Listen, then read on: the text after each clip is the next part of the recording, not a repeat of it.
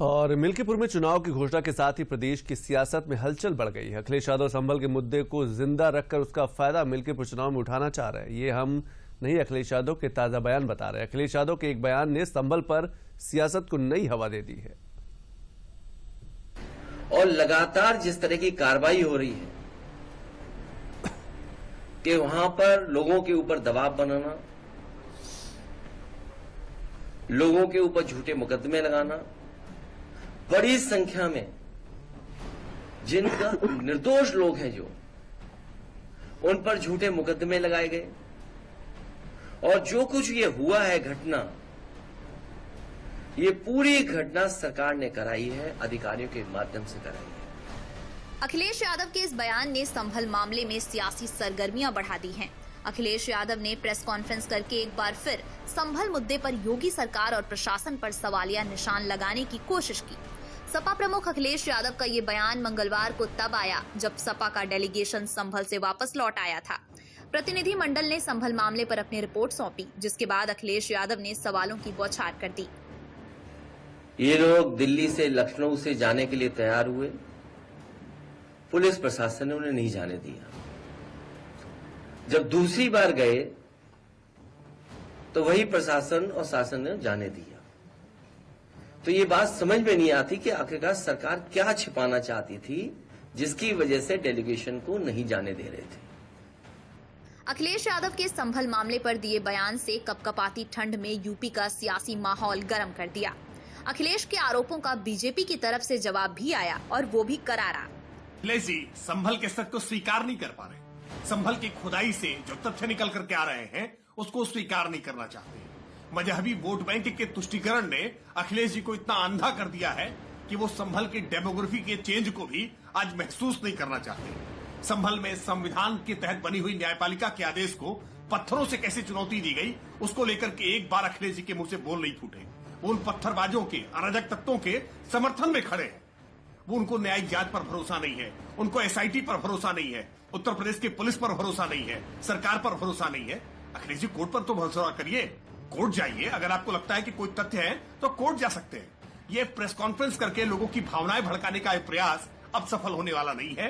ये मजहबी गोलबंदी की राजनीति अब सफल होने वाली नहीं है। संभल को उत्तर प्रदेश की पुलिस ने बहुत संजीदगी के साथ संभालने का काम किया, वरना आपकी सरकार होती तो संभल में आसपास में दंगे होते जो महीनों तक चलते, जैसे मुजफ्फरनगर में हुए। कुंदरकी में मिली हार के बाद अखिलेश यादव की बेचैनी बढ़ी हुई है, क्योंकि उपचुनाव में अखिलेश की पीडीए पॉलिटिक्स औंधे मुंह गिरी थी। अब संभल के बहाने अखिलेश अपने पीडीए पॉलिटिक्स को परवान चढ़ाने की कोशिश में लगे हैं। इधर बीजेपी अखिलेश को एक्सपोज करने में कोई कसर नहीं छोड़ रही है। का अंतिम निर्णय होता है, ताकत जनता के हाथ में है, और इन लोगों को उस ताकत को समझना चाहिए, ना कि एक संवैधानिक संस्थाओं पर, ईवीएम पर इस प्रकार के प्रश्न खड़े करने चाहिए। सर, समाजवादी पार्टी संभल चुनाव प्रतिनिधि मंडल जा रहा था, लेकिन उसको सरकार और प्रशासन मिलकर वहां रोक दी, लेकिन दूसरी बार जाने दिया। पहली बार कोई मतलब सरकार कुछ चीजें छुपा रही थी संभल में। नहीं, वहां जिस प्रकार की स्थिति रही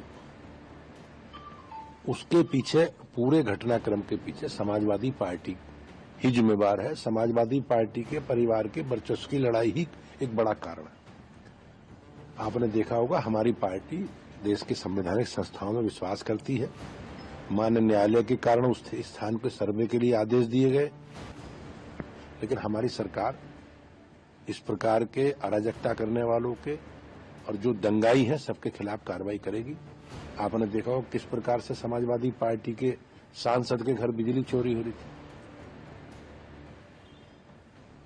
ये सब पूरा प्रदेश जानता है कि कौन बिजली चोरों के साथ खड़ा है, कौन आतताइयों के साथ खड़ा है, कौन देश में, प्रदेश में अराजकता फैलाने वालों के साथ खड़ा है। तो समाजवादी पार्टी के चरित्र को सब जानते हैं। संभल मुद्दे पर सियासत के बीच विरासत को संजोने का काम लगातार जारी है। करीब 46 साल बाद खुले कार्तिकेय महादेव मंदिर का सौंदर्यीकरण कराया गया है। दावा है कि यह मंदिर 1978 से बंद था। मंदिर को बीते 14 दिसंबर को खुलवा दिया गया था।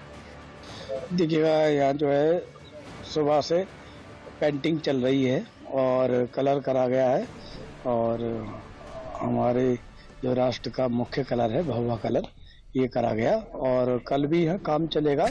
और श्रद्धालु प्रातः 4 बजे से यहाँ आ रहे हैं यहाँ रुद्राभिषेक भी हुआ और जो 5 आचार्यों द्वारा हुआ और यहाँ मंत्रों के द्वारा भगवान शिव का आशुतोष जी का यहाँ पर रुद्राभिषेक संपन्न हुआ और सुबह से भक्तों का तांता लगा हुआ है और बहुत बहुत दूर से भक्त लोग यहाँ आ रहे हैं और भगवान के दर्शन कर रहे हैं और प्रशासन शासन को हार्दिक शुभकामनाएं अभिवादन कर रहे हैं। संभल में एक तरफ जमीन विरासत उगल रही है तो राजनीति सियासी बयान उगल रहे हैं। मिल्कीपुर में उपचुनाव है और अखिलेश यादव संभल मामले को जिंदा रखकर उसका फायदा मिल्कीपुर में उठाने की फिराक में है। अखिलेश का ये दांव कितना कारगर साबित होता है, ये 8 फरवरी को ही पता चलेगा।